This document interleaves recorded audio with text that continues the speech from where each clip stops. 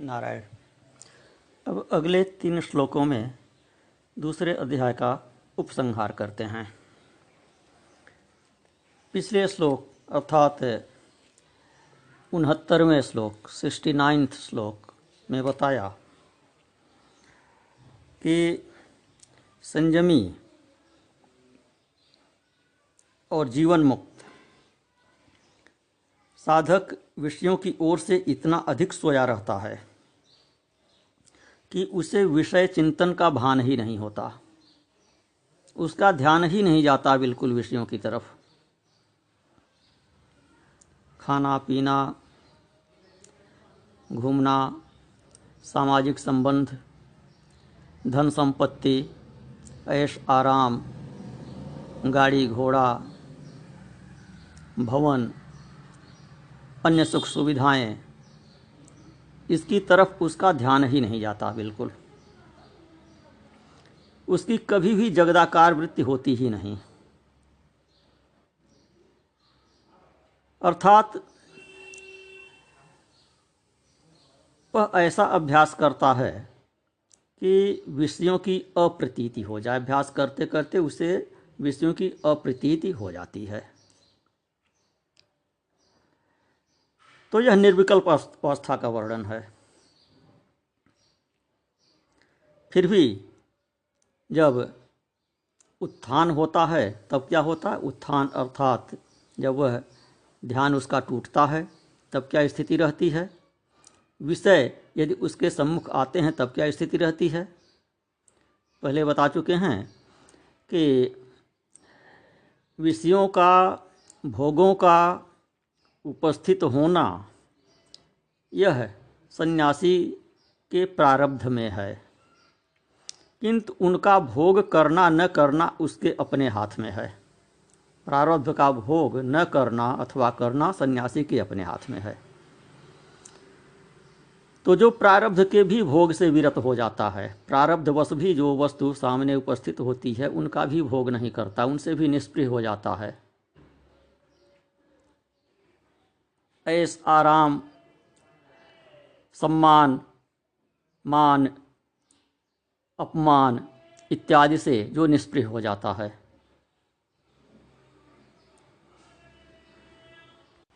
उसके सम्मुख जब अनुकूल अथवा प्रतिकूल विषय उपस्थित होते हैं तो भी वह क्षुब्ध नहीं होता, विचलित नहीं होता है। अनुकूल की प्राप्ति पर वह हर्षित नहीं होता है, प्रतिकूल की प्राप्ति पर वह दुखी नहीं होता है। उसकी स्थिति अचल समुद्र की भांति होती है, जिसमें हजारों नदियाँ निरंतर गिरती रहती हैं किंतु उसका जल बढ़ता नहीं है। बादल उसका जल शोषित करते रहते हैं, उठाते रहते हैं, सूर्य की किरणें उसका जल शोषित करती रहती हैं, किंतु उसके जल में कोई कमी नहीं आती है। तो उसी की उपमा देते हैं अगले श्लोक में विरक्त सन्यासी की स्थिति से। अर्जुन ने पूछा था किम आसीत प्रजेत किम, कैसे रहता है, कैसे चलता है। तो आसीत का यही तात्पर्य है। आसीत का अर्थ किस आसन में बैठता है, कुर्सी पर बैठता है कि ज़मीन पर बैठता है, कौन से आसन में बैठता है, पैर मोड़ कर बैठता है कि फैला कर बैठता है, इससे वहाँ तात्पर्य नहीं है। तात्पर्य उसका इससे है कि उसके मन की स्थिति कैसी रहती है। तो कहते हैं आपूर्यमाण मचल प्रतिष्ठम समुद्रमाप प्रविशन्ति यद्वत् तद्वत् कामायम प्रविशन्ति सर्वे स शान्तिमाप्नोति न काम कामी। जैसे नदियों द्वारा सब ओर से भरे जाने पर भी अपनी मर्यादा में रहने वाले समुद्र में नदियों का जल प्रवेश करता रहता है, उसी प्रकार जिसमें संपूर्ण कामनाएं प्रवेश कर जाती हैं, कोई विकार उत्पन्न नहीं करती हैं, वही शांति प्राप्त करता है। न कामकामी, कामनाओं में विचरण करने वाला, उलझा रहने वाला शांति को प्राप्त नहीं करता। प्रश्न होता है कि जो सन्यासी नहीं है वह भी ब्रह्मज्ञानी हो सकता है और ब्रह्म विद्या का फल अर्थात मोक्ष प्राप्त कर सकता है। तो फिर सन्यासी की ही बात बार बार क्यों कर रहे हैं? शांकर भाष्य की चर्चा यहाँ पर चल रही है। तो इस श्लोक में उसी का उत्तर समाहित है कि आपूर्यमाणे मतलब प्रतिष्ठम समुद्र पाप पुरुषंत यदुत्कामायम पुरुषन सर्वेश शांति न काम कामी।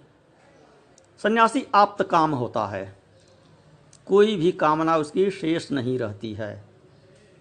और जो सन्यासी से इतर लोग हैं उनमें कोई न कोई कामना रह जाएगी, किसी न किसी बंधन में वह रहेंगे। अपने को जीवन मुक्त मानते हुए भी वो किसी न किसी बंधन में रहेंगे। परिवार के बंधन में रहेंगे, पुत्र के पुत्री के बंधन में, स्त्री के बंधन में रहेंगे, समाज के बंधन में रहेंगे, सामाजिक व्यवहारों का उनके ऊपर बंधन रहेगा, गृहस्थ के दायित्वों का उनके ऊपर बंधन रहेगा, आश्रम संबंधी कर्मों का उनके ऊपर बंधन रहेगा, क्योंकि गृहस्थ हैं तो गृहस्थ आश्रम के लिए जो शास्त्र विहित कर्म है उनका उनके ऊपर बंधन रहेगा। ऐसा नहीं हो सकता है कि हैं गृहस्थ लेकिन रहें सन्यासी की भांति, ऐसा हो ही नहीं सकता। गृहस्थ हैं तो गृहस्थ के कर्म का उनको पालन करना पड़ेगा, तो ये बंधन में रहेंगे। वे पुत्रेषणा का त्याग नहीं कर सकते, लोकेषणा का त्याग नहीं कर सकते, वित्तेषणा का त्याग नहीं कर सकते, पूर्णतया त्याग नहीं कर सकते। सन्यासी इन तीनों का पूर्णतया त्याग कर चुका होता है, उसके बाद ही सन्यास मिलता है। वास्तविक सन्यासियों की बात हम कर रहे हैं, सन्यास को जीविका बनाने वाले धंधे वाले लोगों की बात नहीं कर रहे हैं। तो लोकेषणा, वित्तेषणा, पुत्तेषणा, इन तीनों में समस्त ऐषणाएं, समस्त कामनाएं सम्मिलित हो जाती हैं। कंचन, कामिनी, लोक बड़ाई, यही तीन है। कंचन अर्थात वित्तेषणा, कामिनी अर्थात पुत्तेषणा, बिना स्त्री के तो पुत्र होगा नहीं, तो पुत्रेषणा में स्त्री की ऐषणा सम्मिलित है, और इसमें अन्य सामाजिक संबंधों की भी ऐषणा सम्मिलित है, और लोक बड़ाई, मान प्रतिष्ठा पाने की इच्छा, यही तीन होती है। तो सन्यासी इन तीनों के त्याग की घोषणा कर चुका होता है, और इन तीनों के त्याग पर उसे स्थिर रहना चाहिए, अपनी घोषणा पर स्थिर रहना चाहिए। यदि इनमें लिप्त होता है तो फिर वह सन्यासी नहीं है, वो पतित है।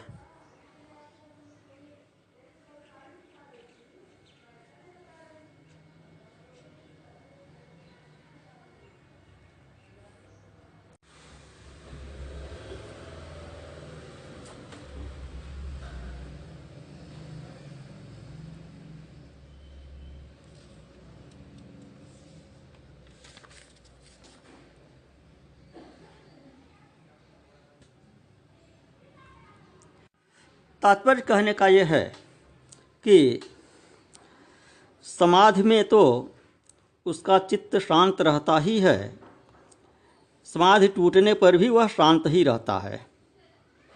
कैसे भी दिव्यातिदिव्य पदार्थ उसके सम्मुख आ जाएं, वह चलायमान नहीं होता। क्यों? क्योंकि बोध होने से पूर्व वह जिन पदार्थों की इच्छा करता था वे अब सत्ता शून्य और असार जान पड़ते हैं। वे हैं ही नहीं तो उनकी इच्छा क्यों करेगा, उनमें लिप्त क्यों होगा, वह उनकी कामना क्यों करे। अथवा दूसरी दृष्टि यह भी है कि उसके लिए कोई भी वस्तु अप्राप्य है ही नहीं, सब उसी में अध्यस्त है, सब उसी के रूप हैं। तो जब सब कुछ उसी का रूप है तो वह किस वस्तु की कामना करे। तो इस प्रकार से 54वें श्लोक के तीसरे प्रश्न का कि किम आसीत, इसका उत्तर देते हुए उसका उपसंहार किए कि सन्यासी की शांति, ज्ञानी की शांति किसी भी प्रकार से भंग नहीं होती, यही उसका बैठना अथवा उसका स्थित रहना है। विहाय कामान्य सर्वान् पुमांश्चरति निष्पृहः निर्ममो निरहंकार स शांतिमधिगच्छति। फिर कहते हैं कि जो पुरुष, पुमान शब्द का यहाँ प्रयोग किया है, इसका यहाँ पर विशेष अर्थ है।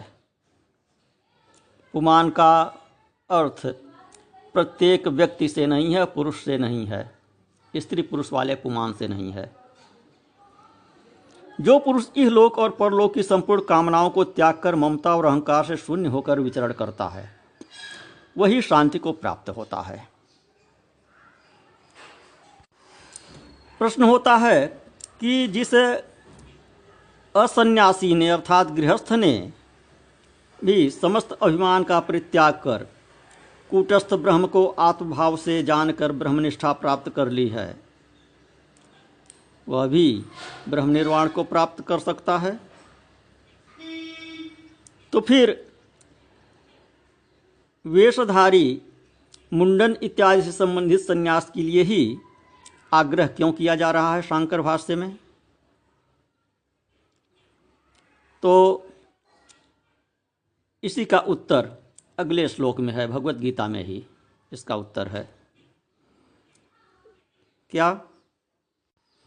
कि जो पुरुष संपूर्ण भोगों को छोड़कर स्पृहा, ममता और अहंकार से शून्य हो जाता है, वह स्थित प्रज्ञ पुरुष मोक्ष को प्राप्त करता है। यह पुमान शब्द से यहाँ सन्यासी पद का ग्रहण करना उचित है। विहाय कामान्य सर्वान् पुमांस चरति निस्पृहः। विहाय कामान यह सर्वान् पुमांस चरति निस्पृहः। विहाय सर्वान् कामान यह पुमान निस्पृहः चरति। इस प्रकार अन्वय करें इसका। तो यह पुमान शब्द से यहाँ सन्यासी अभिप्रेत है। अन्य धर्मावलंबी अर्थात ब्रह्मचारी, गृहस्थ, वानप्रस्थी अपने आश्रम धर्म का यथावत पालन करते हुए सन्यासी जैसा जीवन नहीं व्यतीत कर सकते। सन्यासी की भांति सर्वत्यागी होकर पर्यटन नहीं कर सकते। साथ ही सन्यासी की अपने शरीर में भी स्पृहा समाप्त हो गई होती है, वह अपना श्राद्ध इत्यादि कर चुका होता है। शरीर जीवन मात्र के लिए भिक्षा और कौपीन इत्यादि में भी उसका अभिनिवेश नहीं रहता है। अपने भिक्षा पात्र को, अपने कौपीन को भी वह अपना नहीं समझता है। मर्यादा के लिए दंड कमंडल इत्यादि धारण करता है, लेकिन उसको भी अपना नहीं समझता है, उसमें भी आसक्ति नहीं होती है। लोक संग्रह के लिए वेदांत शास्त्र इत्यादि का स्वाध्याय करता है और उपदेश करता है, किंतु वस्तुतः उसमें भी उसकी ममता नहीं होती है, आसक्ति नहीं होती है, उससे भी मुक्त हो चुका होता है। तो ऐसा स्थित प्रज्ञ ब्रह्मज्ञानी संसार दुख से उपरत होकर, सुख दुख दोनों से उपरत होकर निर्वाण नामक शांति को प्राप्त करता है, क्योंकि वह ब्रह्मभूत हो चुका है। विहाय कामान यह सर्वान् पुमांस निस्पृहः से यह बताया गया कि स्थित प्रज्ञ इस प्रकार विचरण करता है कि उसमें पुत्रेषणा, वित्तेषणा, लोकेषणा कोई भी कामना नहीं रहती। ये तीनों कामनाएं केवल सन्यासी की ही छूट सकती हैं, अन्य किसी की नहीं।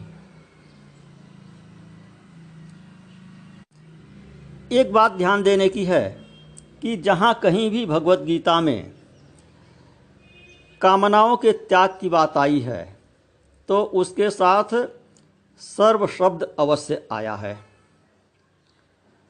विहाय कामान यह सर्वान, सर्वान कामान विहाय। जहाँ भाई कहीं भी कामनाओं के त्याग की बात आएगी, वहाँ सर्वान कामान आएगा कि सभी कामनाओं को, सर्व त्याग की बात आती है। किसी एक चीज़ के त्याग की बात नहीं आती है कि एक कामना को छोड़ दिए, घर परिवार को छोड़ दिए और लोकैषणा की कामना मन में पाले हुए हैं, मेरा खूब प्रचार प्रसार हो, जनबल हमारे साथ हो, हजारों लोग मेरा पांव पूजें, ऊंचा आसन मिले, ये कामना बनी हुई है तो संन्यास पूर्ण नहीं है। पूर्ण संन्यास के लिए धन संपत्ति की कामना, मान सम्मान की, पद प्रतिष्ठा की कामना, लोक बड़ाई की कामना और स्त्री पुत्र इत्यादि की सामाजिक संबंधों की कामना, इस सब का त्याग करना अनिवार्य है। इन सब को छोड़ने के बाद कामनाएं सर्वथा निर्मूल हो जाती हैं और कामनाओं का निर्मूल होना ही शांत पुरुष का, ज्ञानी का मुख्य लक्षण है। कल बताए कि समाधि क्या है, तो निष्काम होने के अतिरिक्त समाधि कुछ नहीं है। सभी इच्छाओं का त्याग ही समाधि है। आंख मूंद कर बैठना समाधि नहीं है। जो थोड़ी सी सिद्धि प्राप्त करके अपने को कृतकृत्य मानकर साधन छोड़ बैठते हैं, अपने को सिद्ध मानने लगते हैं,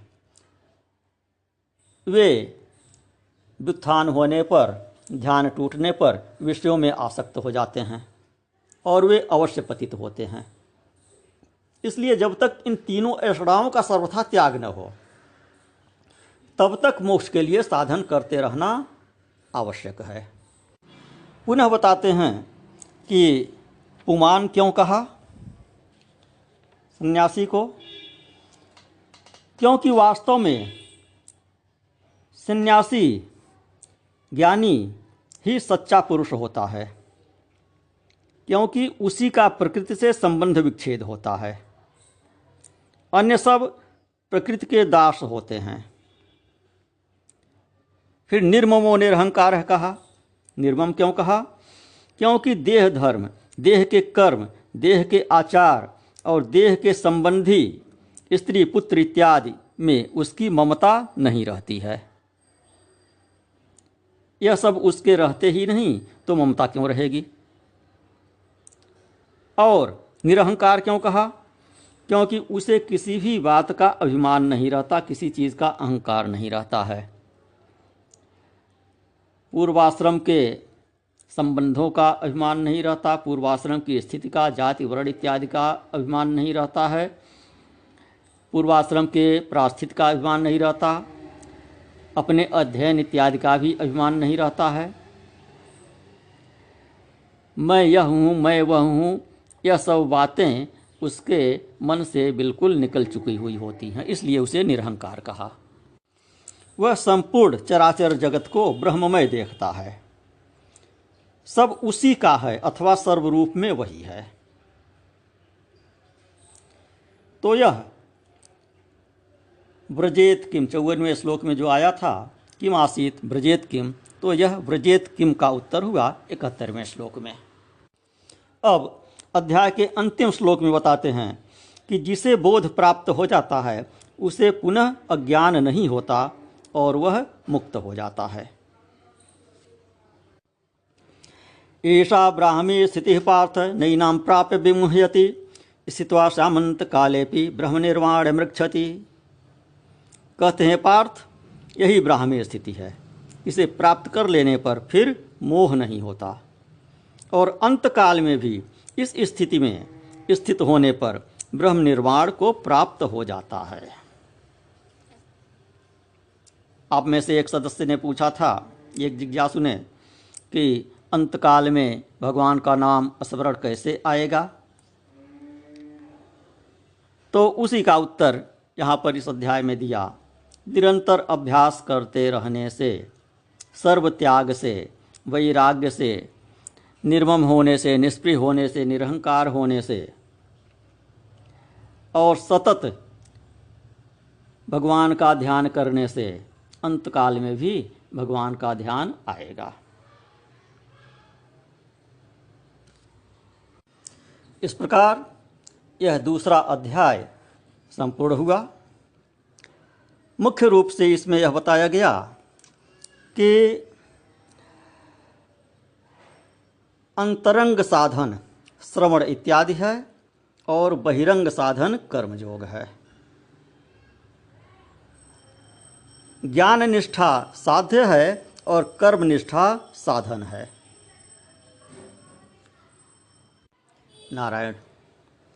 ओम पूर्णमदः पूर्णमिदं पूर्णात् पूर्णमुदच्यते पूर्णस्य पूर्णमादाय पूर्णमेवावशिष्यते। ओम शांति शांति शांति।